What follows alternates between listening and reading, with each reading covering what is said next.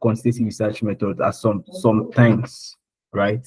There is no actual best research methodology for a particular. There is no actual best research methodology in the recent. So your research methodology will be best. It's the peculiarity to your research topics and research objectives. Whether you're looking at, you are trying to look at perspectives, you are trying to look at prevalence or things that has to do with numerics. So this night I'm going to be talking basically on another example of collecting a qualitative research data, which is key in-depth interview. So I'm going to be sharing my screen now.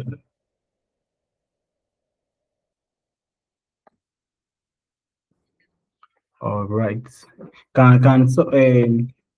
Daniel, I mean, can you please unmute if you can hear me? You can see my screen rather. Yeah, you can. All right, Yeah, I thank can you. see us. Okay, thank you very much. So the key format interview, which is usually known as KRI, or some people call it key in-depth interview, KID, yeah. It's actually conducted among people that are of vast knowledge about the topic that you are interested in.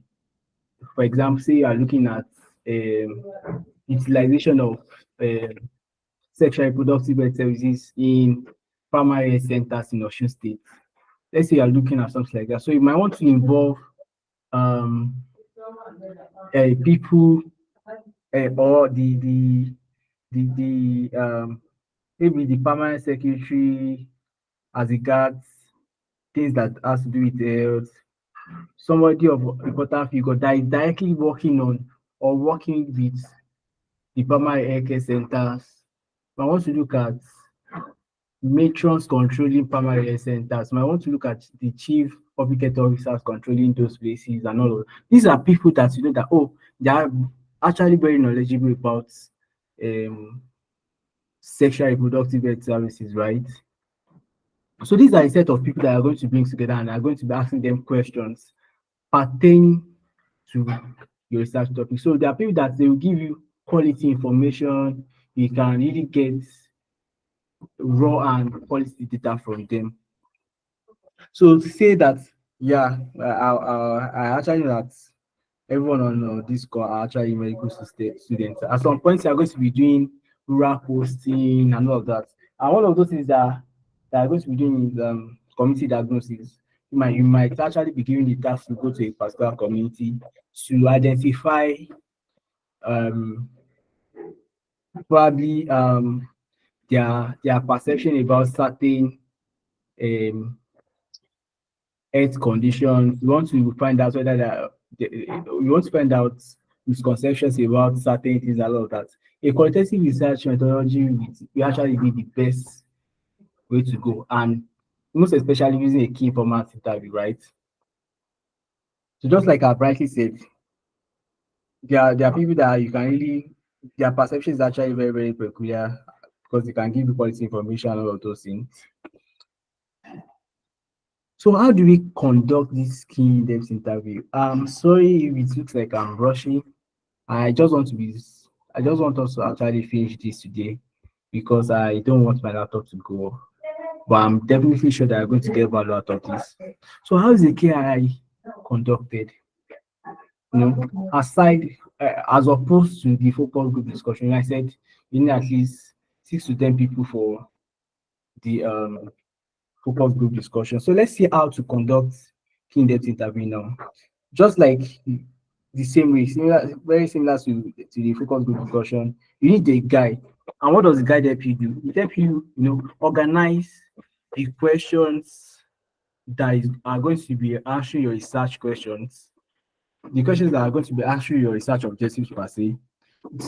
The guide will help you organize them and then it will help you keep you in track so that you will move out of whatever it is that you're interested in studying initially. Say you are looking at childhood tuberculosis, knowledge and case detection practices of primary care worker on, say, childhood tuberculosis. So now that is what you're interested in studying. So you should not allow your participants per se to take you out of that line. The guide will help you keep yourself in track.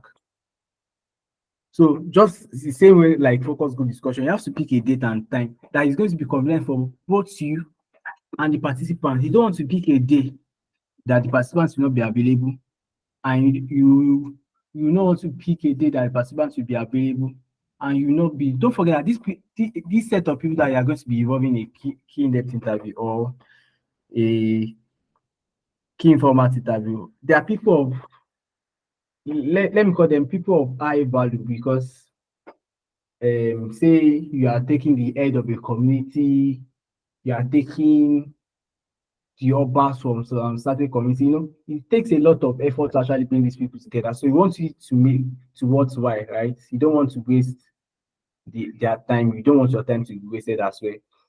Same way the guide is actually created for focus group discussion, you ensure that the questions that you're asking are open-ended, right? It says that you are giving them an open desk to say their view, their perspective, how much they agree to something or something like that. Let them actually express themselves. That you ask them questions like that. Say, oh, let's say, oh, just like you, okay, you can actually ask that. I want to know if you have heard about schistosomiasis before. If you have, what are those things that you have actually heard about it? You actually not ask them, have you heard about schistosomiasis before? Yes or no? We are asking them, what do you know about schistosomiasis? So people will give various kind of answers and all those. So you can really see the in-depth of their knowledge about schistosomiasis. Oh, it has a life cycle, it begins with water, blah blah blah blah blah, and all of those things. So we can really see into that. I'm sorry about that the sound.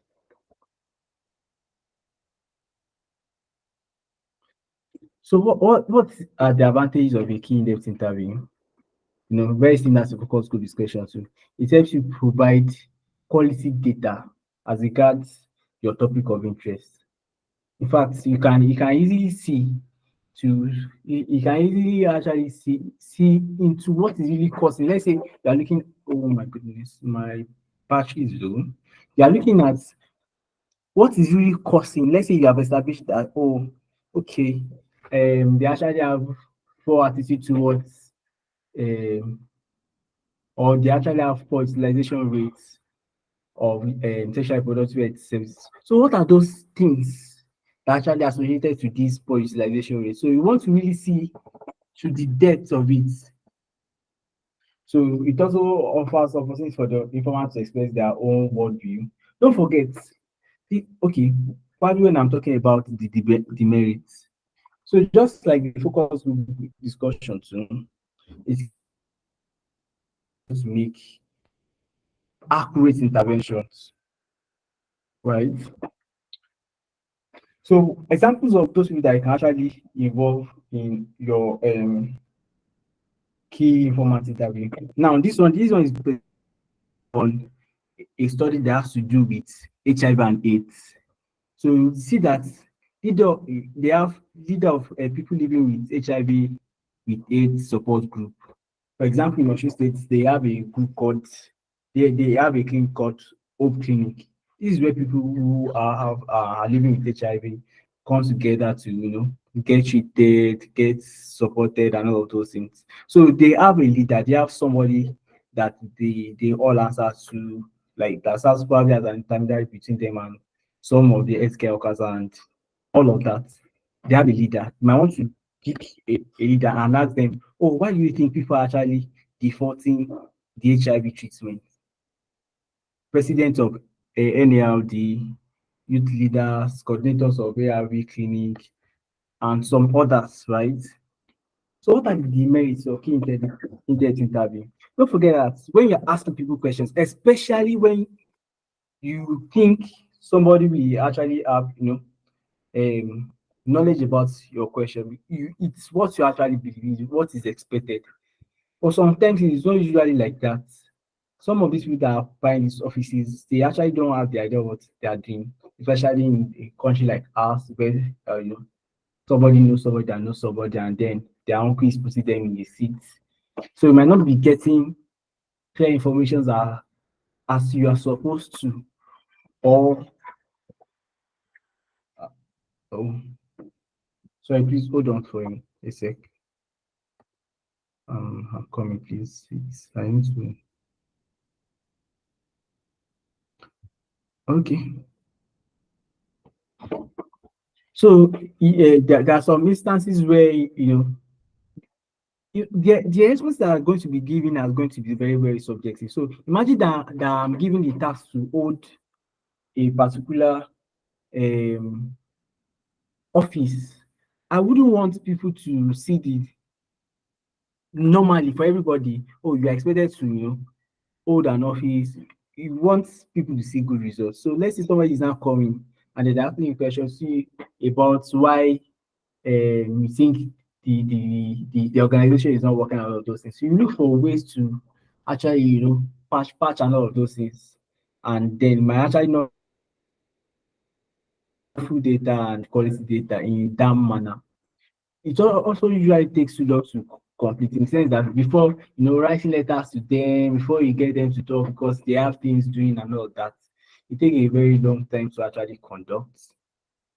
And just like I said, generally, qualitative research study or research methodology does not is not very, very is not useful, not very, very useful in actually conducting research that has to do with numeric. Say you are looking for prevalence or something, or frequency of an issue or something like that.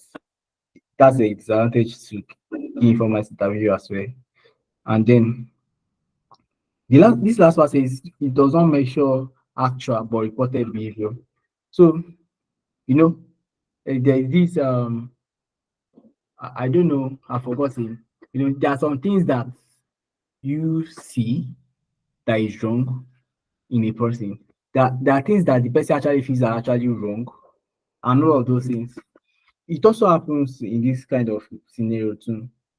In fact, some people might actually intentionally conceal some truth because they feel like if this goes out, it might not really sound well of them and all of those things. So these are the basic disadvantage of informal interview. So what are the limitations of key informant interview? It's usually dependent on the opinion of just one person. Don't forget, I'm saying leaders of a particular this thing. Compared to focus group discussion, they know about it, but you is decentralized in a way. You are not picking the leader and all of those things. You are picking from amongst them. This is just like a repetition. One of the limitations is just that it takes long to complete. Does not mention frequency of the issue or whatever. So what are the similarities between, when I was talking, I was trying to show you the similarities and all of that. I was trying to show you the similarities and all of that. So both of them, they actually contribute to giving you qualitative data that are suitable to actually collect information based on perspective, attitudes, reason why people behave the way they behave, and all of that. The method of data collection is also flexible, all right, in the sense that the where you actually adopted to be a place of rendezvous today might not be the same thing as tomorrow. You might, and then both of them actually require using a guide that has open-ended questions that will actually make your respondents express themselves as much as you can. And a tape recorder is also required for data collection. What does the tape recorder help you do? You know, these people are talking, you cannot possibly pen everything down. You are going to be missing out on some informations, and then you know the tape recorder will help you collect all of this information. Why there's an observer actually looking at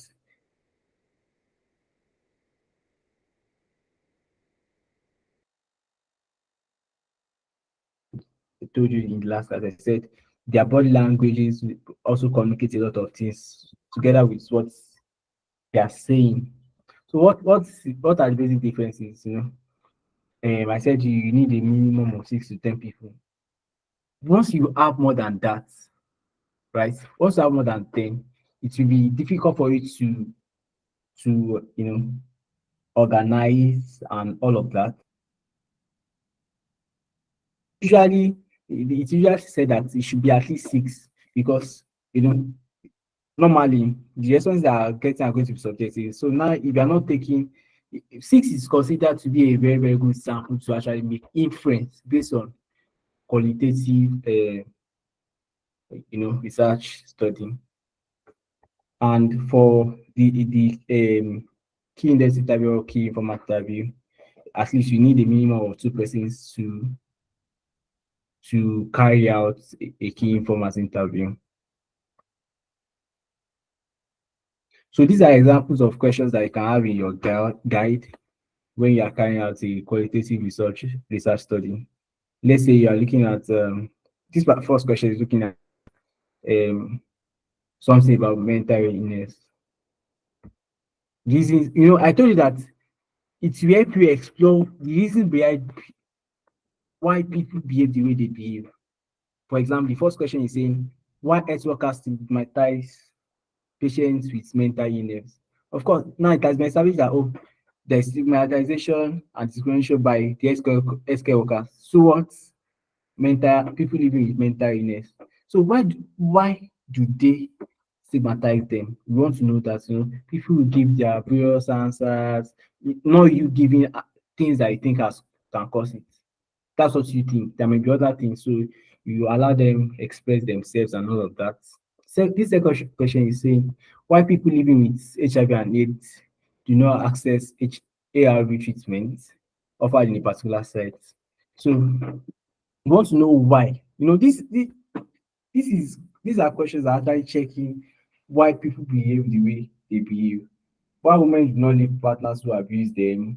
Why women do not use bed nets even when nets are provided? Question of what, why, how are what you really include in your um, focus group discussion or key in-depth interview guide. All right.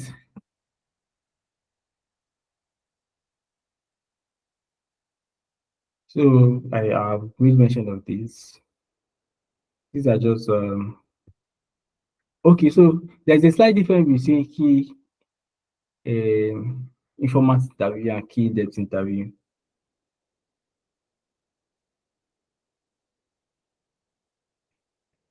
Okay, so actually there is I can actually not really pinpoint the salient difference between key format interview and key in-depth interview because all of them, so both of them actually has to do with being somebody that is really involved or really knowledgeable about what you are looking at. But I think the major difference we see is that one of them, the key interview has to do with somebody that is currently experiencing something. If you look at the examples that I cited there, a survivor of rape, someone living with HIV, a person living with post-traumatic stress. So based on their peculiarity, based on this individual peculiarity, I actually want to consider them to be your target population for actually some research questions, right? How is it conducted? It is actually conducted in a similar way, just like the focus group discussion and key information interview. So I don't really want to dwell on this because it's going to be a repetition. It's just the same thing with the key information interview. Say the advantage that is also the same with the key in-depth interview and all that. So, what are the general rules for collecting and recruiting your participants as in collecting your qualitative data? I said earlier that you, for example, for the focus group discussion, I said you purposely pick people from around your target population to include them in your research study. Yeah, that's the recruitment can be purposive or random. the selection is usually not scientific in the sense that when you're looking at quantitative research method and you're doing your sampling, you're going to be using a sampling method that actually scientific, using probably say snowballing, making use of table of random numbers and all of those things might might be more scientific in the real sense, using formulas like Leslie Fisher formula for population less than 10,000, for population greater than 10,000, using Yemin's formula and all of that. Those are scientific ways of actually selecting your respondents or participants in quantitative research methodology. But for a qualitative research study, it's usually very purposive. It's not scientific at all. So when you are selecting your study participants, you are going to be very, very conscious of what are your research objectives, what are your research objectives, what are the research questions that you're about picking. You want to carry out um, a study that has to do with quality of parent adolescent sexual communication among adolescents. Then you are involving their mother and you expect them to actually speak up the way they would have done if they are just there alone. Why not just get the consent of the parents, bring only the adolescents together, make them talk, and then you can create another focus group discussion for the mothers as well. Get their own information, then you can compare both rather than doing them together. So you might want to consider things like this so that you'll be able to extract quality data from your respondents. Also, you want to keep collecting data until you can extract no more. When your respondent starts stammering and all of those things, you know that the person does not have anything to offer any longer.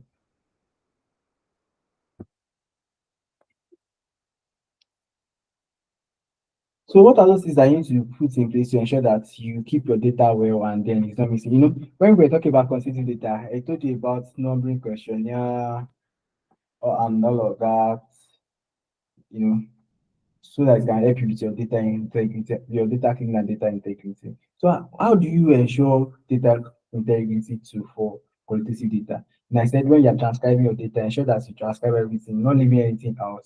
In fact, the permissions use this word. Even when your participant are talking, you know, you don't want to, extract that out. You can do that when you're actually writing your own discussion and all those things. But when you're quoting, you have to quote their exact word. Don't remove anything out.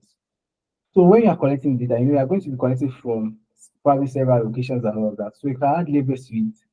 Let's say I'm carrying out a research study in a I'm not familiar with Oyo State Ibadan. So let's say I'm carrying out a research study in let's say Ibadan North, Ibadan North local governments. So there are several places and there are several spots at Ibadan local.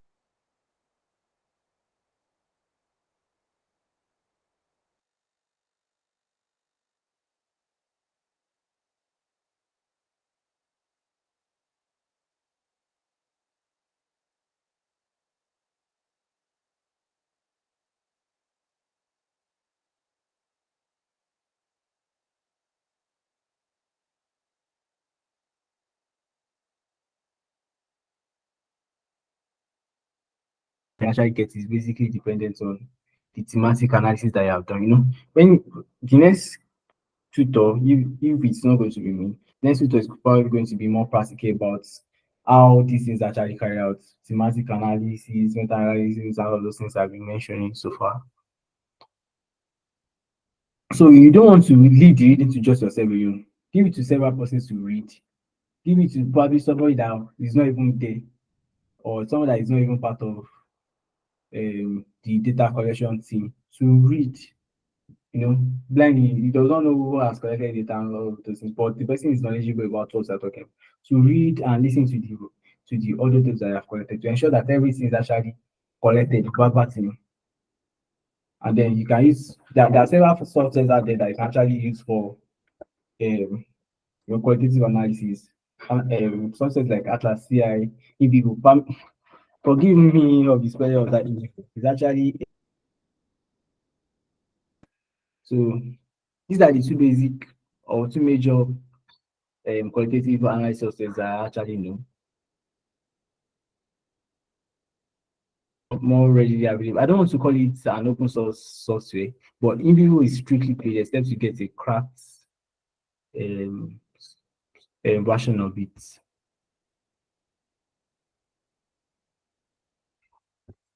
I think I want to leave it here and make a conclusion saying that qualitative research or complementary method of data collection. So, right when I was teaching, I think the very first that I said you can have a mixed research method, saying you're having quantitative and qualitative research method at the same time. You have collected a quantitative data about something, they have given you responses and all those things. So you want to consolidate the responses or the data that are causing quantitatively with their subjective responses, which you can actually get from the qualitative data. So they actually work hand in hand and all of that. So as with quantitative methods have their strengths and limitations, which are already as stated, and the type of you know research methodology that you want to use should be influenced by your research objectives. If you are looking at why people behave the way they should, so you should know that you should use a qualitative research method will be more and very, very resourceful for you compared to quantitative research methodology. But when I'm looking at things that has to do with frequency of issues, prevalence, and all of that, I should know that quantitative data will actually be more feasible for me and will be more um, let me use the word qualified to carry out such research. So that would be all on this. I'm going to share this slide. So just by one of my um, teachers, my teachers when I was in school. So I am giving the accolade of this slide to Dr. Larry Sunday and Dr. Fakuli. So this will actually be the end of the class as regards quantitative and qualitative research methodology. However, probably on the next class, I'm going to probably after I've seen the assignments that I gave to you guys. So we actively work on creating a questionnaire, creating a pro forma, an observational checklist, and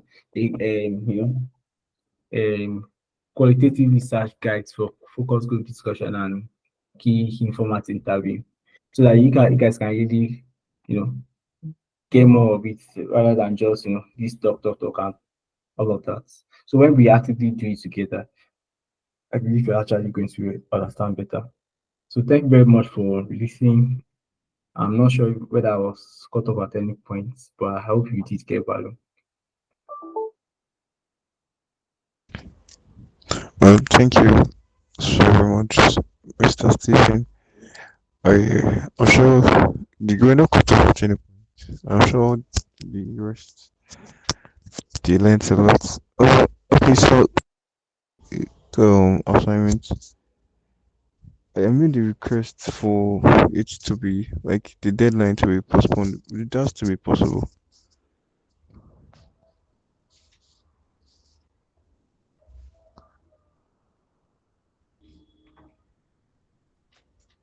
Hello? So can you hear me? Uh, Yeah, I can hear you from my here. But I'm curious though, it doesn't mean that people don't um, submit their assignment. yeah. It's only I think you're the only one that submitted. Um, Wow. I don't know why. The first assignment, like three people, do it. Like four people that submitted. But now it's only you. Yesterday, I don't think yesterday I submitted. I'll Which submit. is I'll submit this night.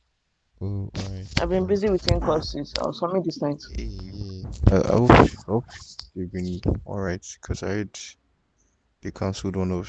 I don't know, maybe it's not your level, so but I heard they cancelled one in course like that. Anyway, It's not mine. uh, alright then. I'll ask if the assignment can be the deadline can be postponed tonight. Like more students can submit.